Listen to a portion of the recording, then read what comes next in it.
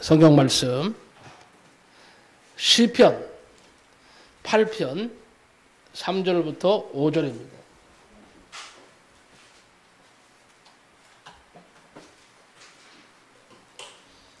시편 8편 3절부터 5절입니다.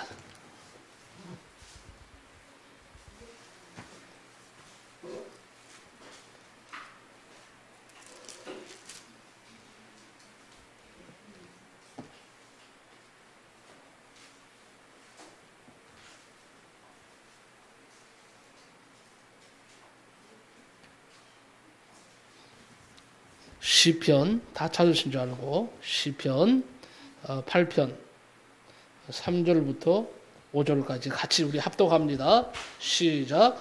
주의 손가락으로 만드신 주의 하늘과 주께서 베풀어 두신 달과 별들을 내가 보오니 사람이 무엇이기에 주께서 그를 생각하시며 인자가 무엇이기에 주께서 그를 돌보시나이까. 그를 하나님보다 조금 못하게 하시고 영화와 종기로 관을 씌우셨나이다. 아멘. 오늘 말씀을 가지고 우리가 무엇이기에 주께서 돌보시나이까 라는 제목으로 말씀을 나누며 큰 은혜를 받고자 합니다. 아멘. 이야기 하나로 말씀을 열겠습니다. 1908년 어느 날 저녁에 한 중년의 신사가 영국 런던에 있는 한 정신과 의사의 진료실을 찾았습니다. 신사는 극도로 수척해 있었고 또 심각한 우울증에 빠져 있었습니다. 환자가 의사에게 하소연을 합니다. 선생님, 불안하고 두려워서 견딜 수가 없습니다. 어디서도 즐거움을 찾을 수가 없습니다. 사는 것이 지긋지긋합니다.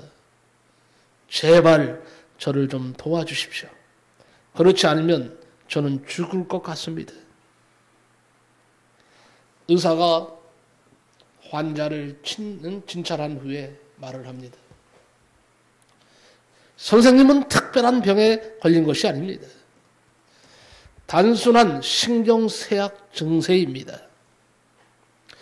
일상생활로부터 한번 벗어나는 것이 좋겠습니다. 그리고 선생님에겐 지금 절대적으로 웃음이 필요합니다. 인생에 있어서 즐거움이 필요하단 말입니다. 그럼 어떻게 해야 될까요?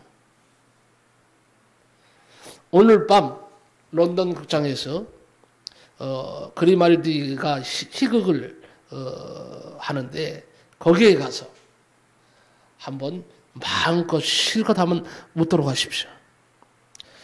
그리말디의 희극 정말 웃깁니다. 제가 옛날에도 한번 희극을 본 적이 있는데 참 재미있었습니다.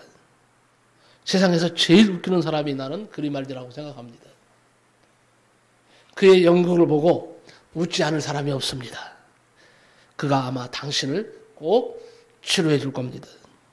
그러나 의사의 말을 들은 환자는 계속 슬픈 표정을 지으면서 약부터 달라고 고집을 부립니다. 나는 지금 그것이 필요한 것이 아니라 정말 치료받고자 합니다. 나는 약이 필요합니다. 그러니 선생님 약을 주십시오. 그런데 의사는 약을 안 줘요. 환자를 달래면서 자기 말대로 하라는 거예요. 자기 말대로. 그리고 간곡히 제발 좀 가보라고 부탁을 합니다. 환자는 쑥스럽다는 듯이 고개를 떨구고는요 말하기를 선생님 죄송합니다. 제가 바로 그 그리말디입니다.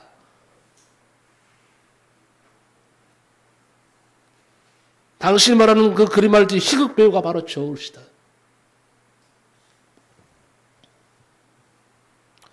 의사는 깜짝 놀라고 말았습니다. 자, 생각해 보면 이것이 오늘 우리 그리스도인의 모습이 아닐까요? 이것이 바로 저의 모습이고 여러분의 모습이 아닐까요? 기쁨과 감격이 나에게 없는데 어떻게 남에게 기쁨과 감격을 주란 말입니까?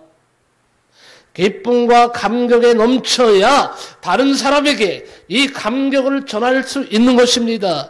우리 주님은 너의 기쁨, 너의 감격을 사람들에게 전하여서 나에게 돌아오게 하라 그랬어요.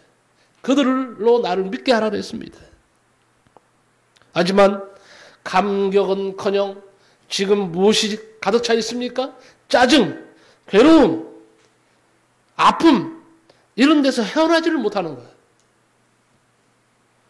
이렇게 사는 것이 그리스도인의 삶이 아닙니다.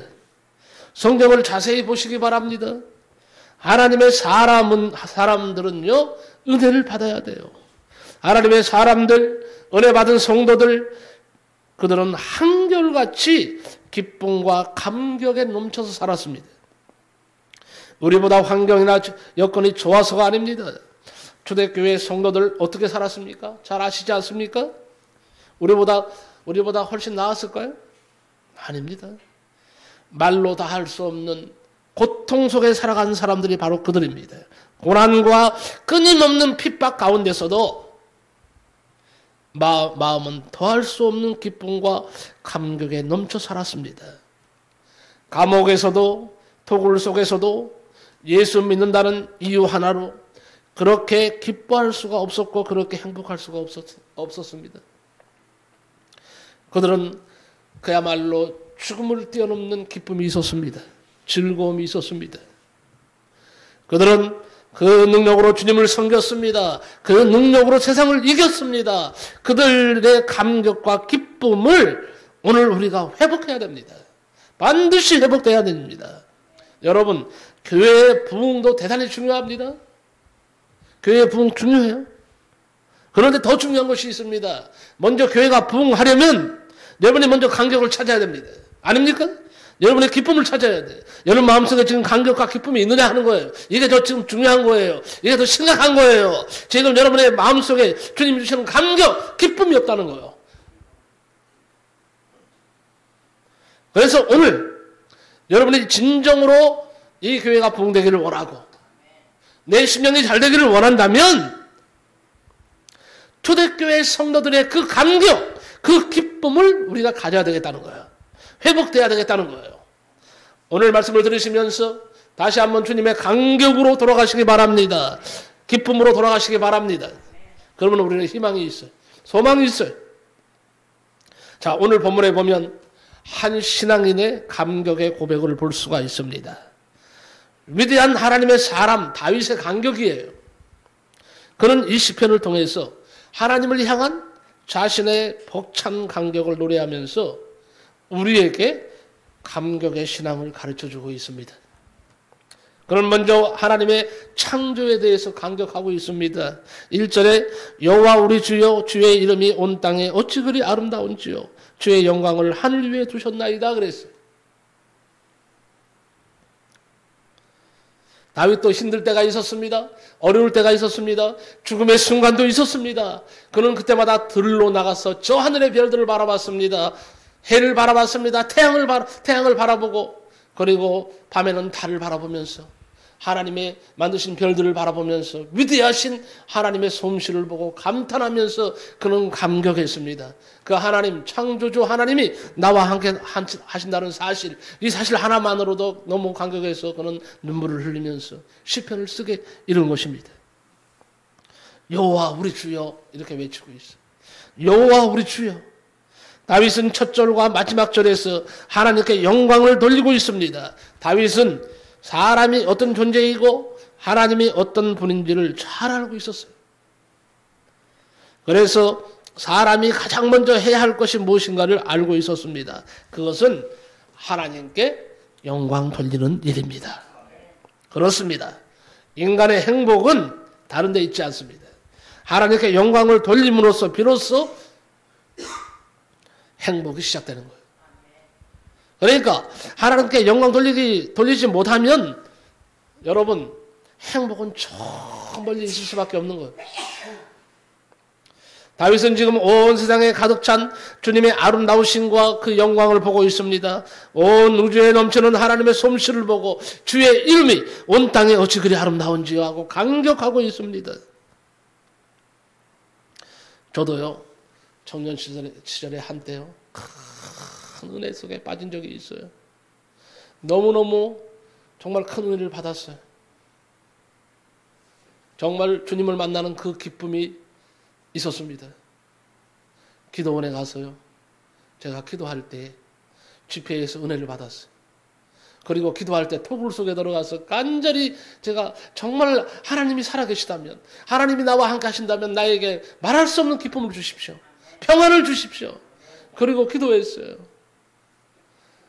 그리고요, 그날 새벽에 내려오는데 막 동이 터오는 거예요.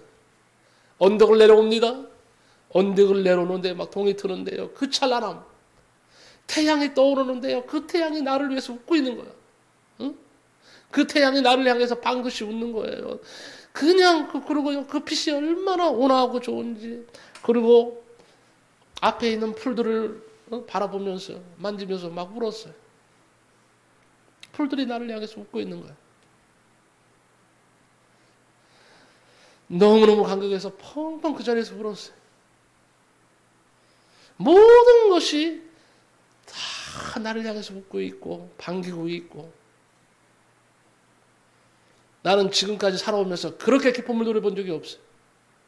그때의 그 평안, 그때의 그 기쁨을 본 적이 없어요. 목회를 하면서도 그런 정말 기쁨과 환희, 즐거움, 다윗처럼 저 태양을 바라보면서 감격해서 막 감격의 눈물을 흘린 적이 없어요. 풀들이 손짓을 합니다. 웃고 있습니다. 꽃들이 반기고 있습니다. 하나님께서 나 같은 죄인을 위해서 이런 것들을 다 보내주셨구나 생각하니까 이건 말할 수 없는 기쁨이에요. 제가 그 기쁨을 찾고 싶습니다. 다시 본문으로 돌아갑니다. 다윗은 하나님이 어떤 존재인지 알았습니다. 어떤 분인지를 확실히 알았습니다. 그래서 내가 해야 할 일이 무엇인지를 알았습니다. 그런 들을 다니면서, 밤길을 다니면서, 태양이 떠오르는 그 들판을 가로지르면서 막 하나님의 위대하심을 찬양하고 있습니다. 그게 바로 하나님께 영광 돌리는 일이거든요. 여러분, 인간의 행복은 다른 데 있지 않아? 하나님께 영광을 돌림으로써 비로소 시작된다는 사실을 다시 한번 느끼시기 바랍니다. 다윗은 지금 온 세상에 가득 찬 주님의 아름다우심을 보고 있습니다. 그 영광을 보았습니다. 온 우주에 넘치는 하나님의 솜씨를 보고 주의 이름이 온 땅에 어찌 그리 아름다운지요. 감격하고 있습니다. 그렇습니다. 하나님을 사랑하는 사람은 하나님이 지으신 세계를 감격 없이 그냥 바라볼 수가 없는 거예요. 여러분, 길을 지나가시면서 이제는요, 들풀을 바라보세요. 들에 핀 꽃을 보세요. 나를 향하는 저 꽃들의 모습을 보세요. 밤길을 가면서 땅만 보지 마시고 저 하늘에 반짝이는 별들을 보세요. 저 하늘에 떠있는 달을 보면서 나를 주관하시는 하나님, 그 하나님을 만나시기 바랍니다. 꼭 만나시기 바랍니다. 그래서 결국 다윗은 이렇게 고백하는 거예요. 이 넓은 우주에 내가 도대체 무엇이기에 주께서 나를 생각하시며 나를 돌보십니까? 감탄사로 되어 있습니다. 감격으로 그는 고백을 하고 있는 겁니다. 여러분, 주께서 지은 창조의 세계를 감탄하는 다윗을 보시기 바랍니다. 주의 손가락으로 만드신 주의 하늘과 주의 베풀어 두신 달과 별들을 내가 보오니. 다윗의 시는 체험과 경험에서 나온 거예요.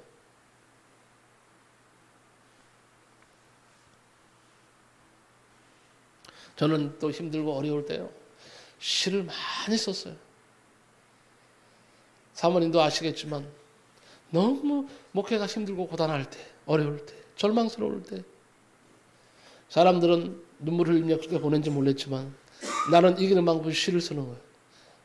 이게 어려움을 돌파하는 도구였어요. 1년에 막 300편, 400편을 썼어요. 시를. 매일 최소한 하루에 시 한 편은 꼭 썼다는 얘기예요.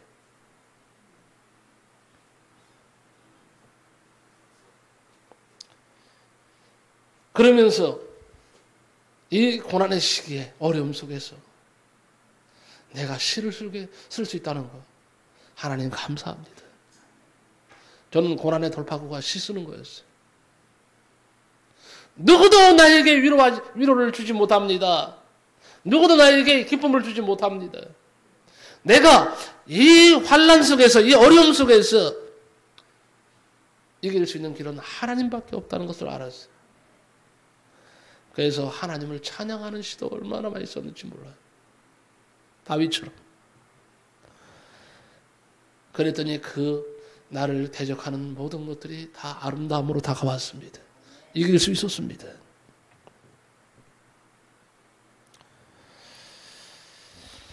(1808년) 비엔나에서 오라토리오 천지창조가 연주되었습니다. 그곳에 작곡가 하이든이 참석했습니다. 그 당시에 그런 몹시 늙고 병이 들어서 90세가 넘은 노구를 이끌고 의자에 앉아서 그는 자신의 곡을 연주하는 것을 감상했습니다. 그런데 너무 힘이 없어서 앉아있는 의자를 잡아당길 힘도 없었어요. 연주가 끝난 다음에 감격한 청중들이 기립박수하면서 하이든에게 갈채를 보냈습니다. 환호성을 쳤습니다. 그러자 관계자가 하이든에게 일어나서 담례를 하라고 당부를 합니다. 하이든은요, 그 갈채를 감당할 수 없다는 자세로 일어서면서 큰 소리로 아닙니다. 아닙니다. 이 작품은 내 것이 아니라 위에 계신 하나님께로부터 온 것입니다. 오직 은혜로 된 것이지 내 작품이 아닙니다. 라고 외치며 의자에 앉다가 실수하여서 뒤로 넘어졌는데 그 자리에서 기절하고 말았습니다. 그리고 병원에 실려간 것이 마지막 그의 모습이에요. 병원에 가던 도중에 그는 사망을 합니다. 이 말이 결국 하이든의 마지막 말이 됐어요. 그것은 내 것이 아닙니다. 오직 하나님의 은혜입니다. 이것이 그에게 있어서 마지막 말이었습니다. 마지막으로 하나님 앞에 영광 돌리는 말이었습니다. 여러분, 바로 여기에 감사가 있습니다. 바로 여기에 행복이 있는 거예요. 모든 것이 하나님의 은혜입니다. 축복인 줄 아는 여기에 늘 새롭게 솟아나는 진정한 하나님이 주시는 간격이 있는 겁니다. 두 번째, 사람이 무엇이기에 주께서 그를 돌보시나이까 그렇게 말합니다. 사람이 도대체 무엇이기에, 원래 성경에는 인자가 무엇이기에 이렇게 되어 있어요. 그런데 여기서 말하는 인자라는 것은요, 바로 나 같은 작은 소자에게, 나 같은 이 작은 인간에게 그런 뜻이에요. 그런데 여기는 지금 개역 성경에는요, 사람이 무엇이기에 이렇게 해석되어 있어요. 내 이 작은 소자가, 이 벌러지마트 못한 내가 도대체 무엇이기에 주께서 나를 돌보시나이까 하고 그는 지금 펑펑 울면서 감격해서 하나님을 향해서 외치고 있는 겁니다. 어느 부부가 아이가 없어서요, 갓난 아이를 데려다가 양녀로 삼았습니다. 그 아기는 어느덧 여대생이 됐어요. 남부러울 것 없이 행복한 딸로 부모님의 사랑을 듬뿍 받고 지냈습니다. 그런데 어느 날 우연히 자기가 고아라는 사실을 알게 되었습니다. 부모들이 친부모가 아님을 알았습니다. 큰 충격을 받고 부모들에게 반항하면서 자기 자식도 아닌데 애지중지 길러준 것은 위선이라고 폭언까지 하면서 가출해버렸습니다. 부모는 너무 마음이 아팠습니다. 어떻게 하면 자기들의 사랑을 딸에게 바로 전할 수 있을까를 고심했습니다. 사방에 수소문하여 딸의 거처를 알아내 찾아가 보니까 딸은 없고 방 안에 어지러운 물건들이 방탕한 삶의 모습을 그대로 대변해주고 있었습니다. 술병과 소지품들이 난잡하게 흩어져 있어서 부모의 마음은 몹시 괴로웠습니다.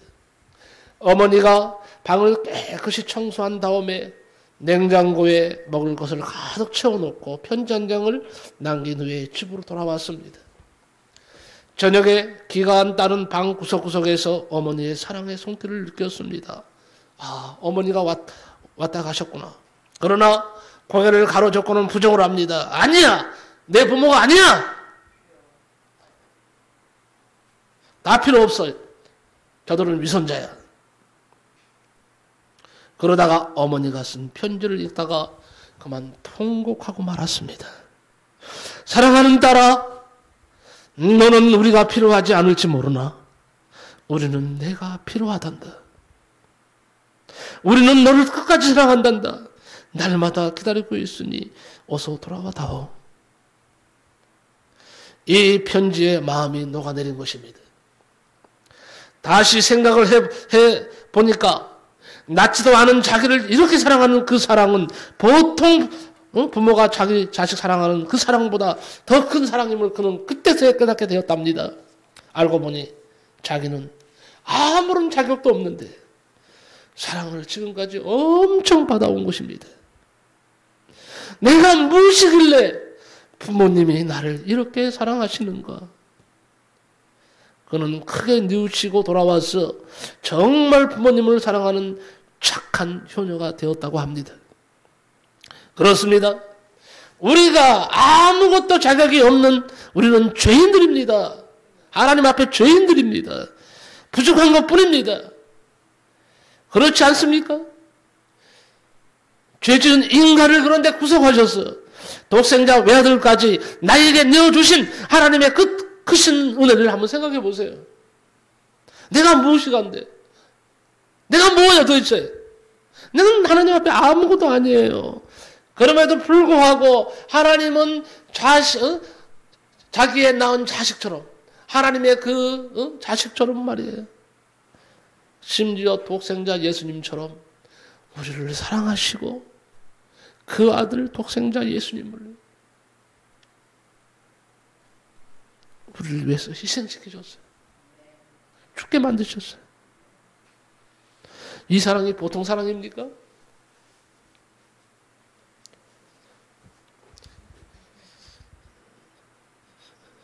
이 하나님의 사랑을 생각한다면 우리가 이렇게 살 수 없어요. 이렇게 힘없이 살 수 없어요.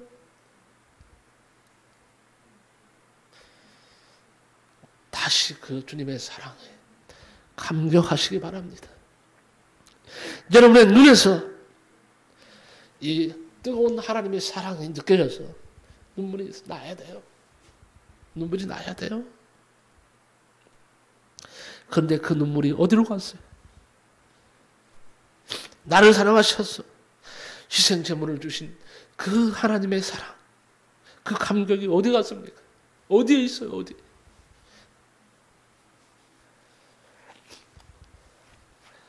고린도후서 5장 17절에 그런즉 누구든지 그리스도 안에 있으면 새로운 피조물이라 이전 것은 지나갔으니 보라 새 것이 되었도다.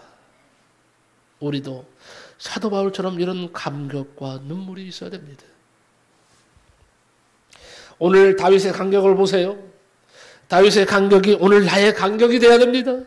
이 감격 속에 감사가 있고 충성이 있고 하나님을 향한 사랑이 있는 것입니다. 이 감격을 이룰 때에 주님을 향한 사랑도 충성도 감사도 다 심해지는 것입니다.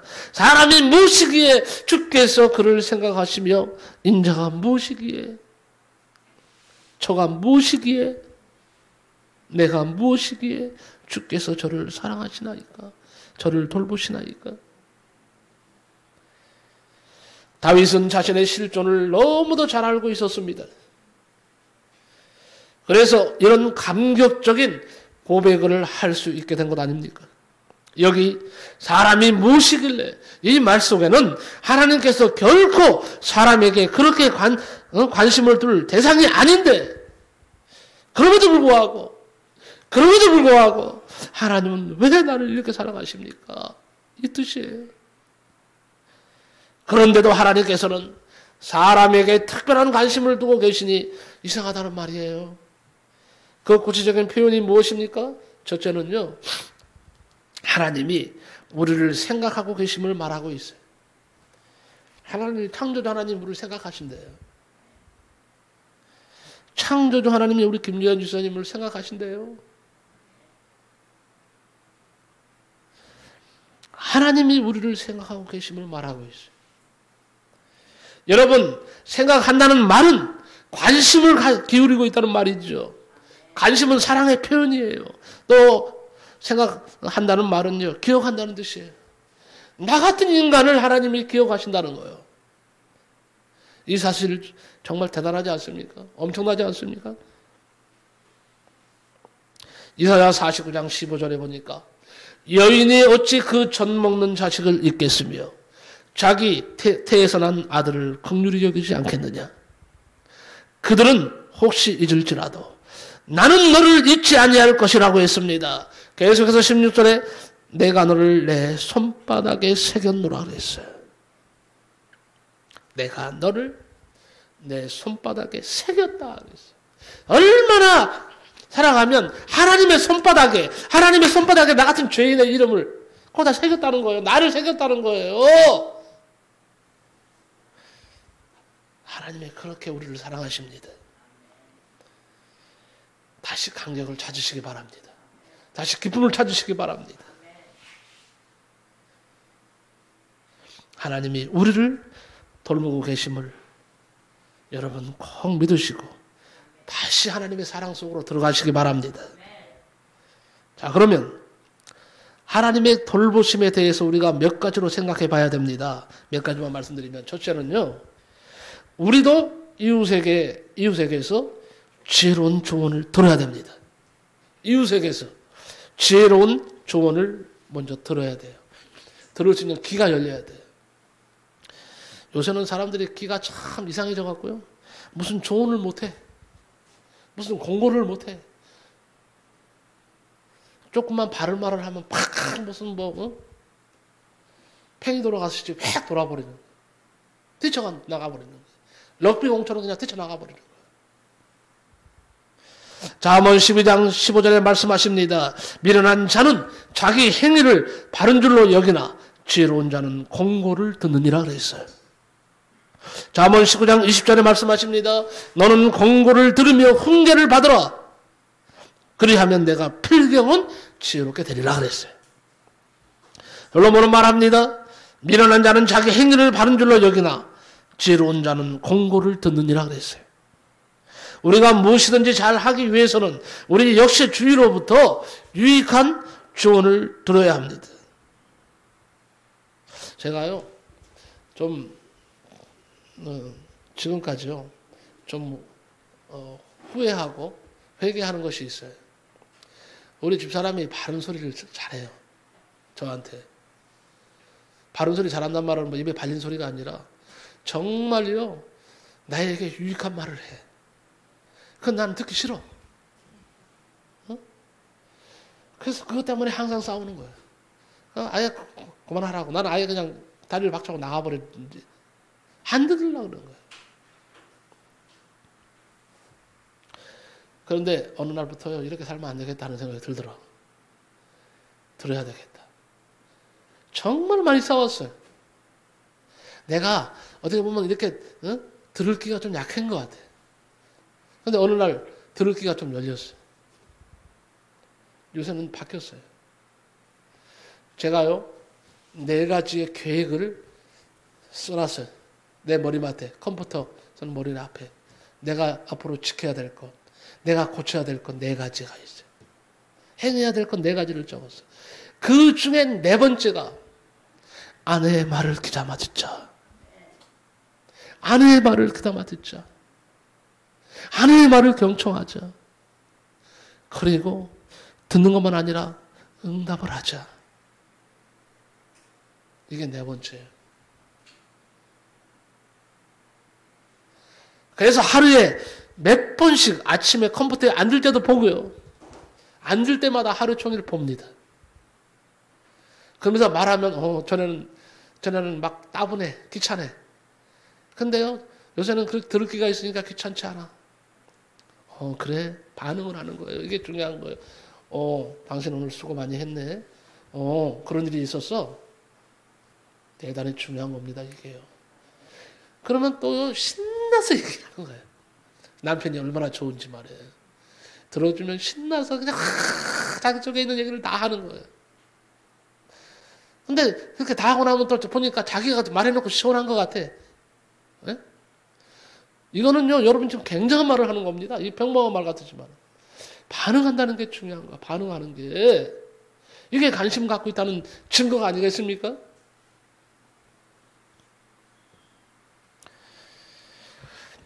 조언을 듣는 귀가 열릴 때 여러분의 인생이 바뀔 줄로 믿습니다. 나는 믿습니다. 이웃이, 여기서 말하는 내가 이웃이라고 했어요. 이웃은 나 아닌 다른 사람은 전부 이웃이요. 사실은요. 아내도 뭡니까?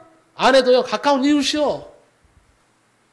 남편도 가까운 이웃이에요. 내 친구가 가까운 이웃이에요. 내가 사랑하는 사람들이 가까운 이웃이에요. 이제는 이웃에게서 지혜로운 조언을 들을 수 있어야 됩니다. 그때부터 삶이 바뀌는 거예요. 그때부터요, 삶의 질이 달라지고요, 삶에서 감동이 찾아옵니다. 작은 일에도 감동하게 됩니다. 제가 요새요, 어떻게 하면 가까워질 수 있을까? 그래서 한 가지 생각했어요. 우리 집사람이 좋아하는 게 있습니다. 옥수수를 좋아해. 진짜 좋아해. 내가 한때는요, 옥수수 좋아하는 걸 잊어버렸어. 그래서 어느 순간에 기도하면서 하나님 지혜를 주시더라고. 그래, 좋아하는 옥수수를 좀 내가 사주자. 그까짓 거 얼마나 한다고. 그래서 시장 가잖아요. 해피마트 가면요, 해피마트 앞에 거기에 가면 그거 있어요. 앞에 거기도 그 미백 옥수수 팔아요. 근데 그건 좀 비싸지만 맛있어 거기가. 네? 그래서 사는 거예요. 3개에 세상에 6,000원씩 해. 3개에 6,000원이요. 그런데 아깝지 않아. 하나도 안 아까워. 왜 그럴까요? 왜 그럴까요? 사랑하는 마음이 있으니까 그런 거예요. 전에 같으면 6,000원이 저거, 그 옥수수 3개 6,000원. 아이고, 비싸. 근데 하나도 안 비싸. 그래서 6,000원을 주고, 한 봉지, 3개가 한 봉지, 3개 사. 이제 자주 가니까 나를 안다고 말이에요. 깎아주더라고. 이제는 나를 안다고요. 깎아줘요. 이거 또 오셨어요. 근데 그 할아버지란 말만 안 했으면 좋겠는데 말이에요. 끝에 할아버지 오셨어요. 앞으로는 옥수수, 내가 그랬어. 앞으로 옥수수 팔려면 할아버지 소리 빼. 나 할아버지 아니요. 이제 60 조금 넘었어. 60 넘었으니까 할아버지죠. 아니, 앞으로, 내가 웃으면서 그랬어요. 앞으로 나한테 팔려면 할아버지 소리 하지 말아요? 그럼 뭐라 그래요? 그래. 오빠, 그래. 아니, 오빠 오셨어요. 아주머니도 내가 보니까 50이 넘은 것 같은데. 어떻게 하셨어요? 아니, 보면 알지. 내가 인생을 갖다 60 이상 산 사람인데. 그럼 오빠라 그래도 되는 거요. 그러면 깔깔깔 웃어요. 그래가지고 그냥 친해졌어, 이제. 그냥 지나가다가 이제는 그 해피마트 가면 안 가면 좀 이상해지는 거죠. 안 가면.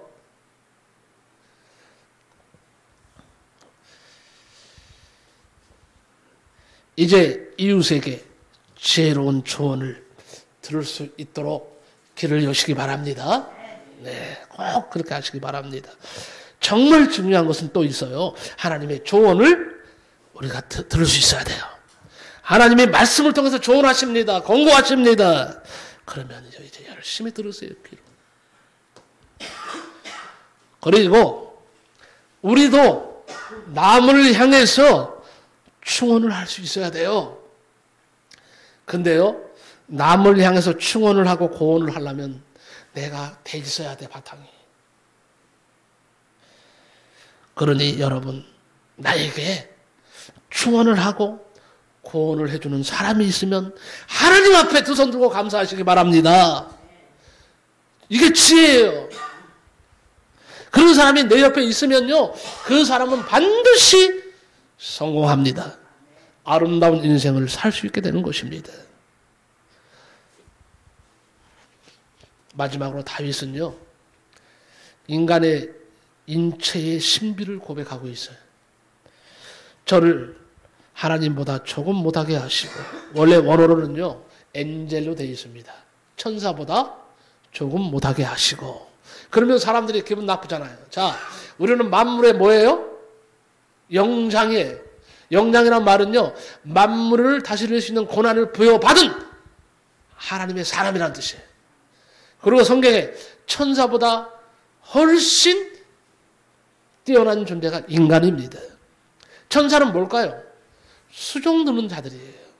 하나님께 수종 들고 하나님의 택한 백성들의 수종을 드는 존재가 천사예요. 그러니까 나는 하나님의 자녀니까. 나는 뭐예요? 나는 하나님의 자녀고 천사는 하나님의 자녀일 거 아닐까요?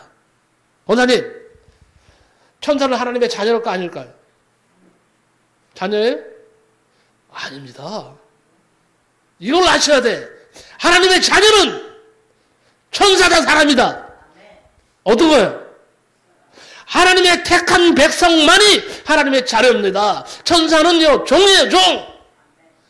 왜 천사를 숭배해, 그런데? 날개 달렸다고? 영물이라고 그냥, 아이고, 그 앞에 절을 해요? 이런 비련한 사람들이 어디 있어? 하나님이 가장 사랑하는 존재는 천사가 아니라 하나님의 택한 백성, 인간. 그래서 인간은요, 맨 마지막 날에 하나님이 다 만드시고 나서 인격을 불어넣었어, 하나님께서. 하나님의 성품, 인격을 그다 확 쏟아부은 존재가 누구예요? 인간이에요. 여러분은 다 천국 가면 하나님의 자녀로서, 하나님의 분봉왕으로서, 왕노릇하면서 살아낼 존재야. 천사는 뭐하냐? 내 수종 들은 거요. 천국 가면 내 수종 들어요. 내가, 자, 하나님 오늘 하루에 한 번씩 하나님 배우러 우리가 나갑니다. 천국 가면요.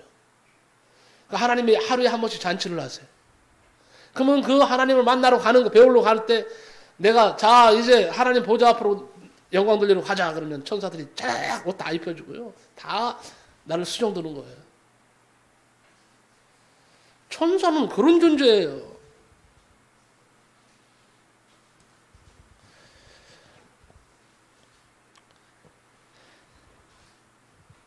다윗은 말합니다.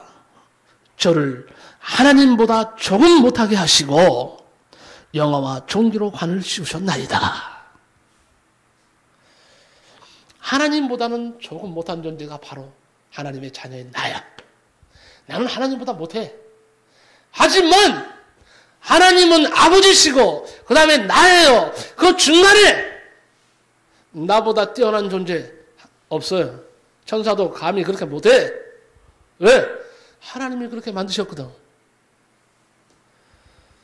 이렇게 만드신 하나님께 우리 박수로 영광 돌립시다. 정말 박수로 영광 돌려야 돼, 이거는요. 그렇지 않습니까? 이제 여러분, 이제 다시 한번 감격의 세계로 가셔요. 그래서 하나님 은혜에 감사하세요. 이제 여러분 보세요. 이제 오늘 성령이 여러분에게 임했습니다. 말씀을 들었습니다. 여러분이 이제 집에 가셔서, 아니, 하늘을 바라볼 때, 들을 지나갈 때, 어떤 대상을 바라볼 때, 그것들이 달리 보일 겁니다. 감격이 넘치게 될 겁니다. 우리 하나님 주시는 이 감격, 이제는 감격을 누리게 될 때, 우리 교회가 이제 하나님의 은총 속에 부흥하는 역사가 있게 될 줄로 믿습니다. 오늘 말씀에 많은 은혜 받으신 줄 알고, 이제 오늘 말씀 제목처럼 우리가 무엇이기에, 내가 도대체 무엇이기에 주께서 나를 돌보시나이까, 감격의 눈물을 흘릴 수 있는 매일매일의 삶이 되시기를 예수님의 이름으로 간절히 축복합니다. 기도합니다. 하나님 아버지 감사합니다.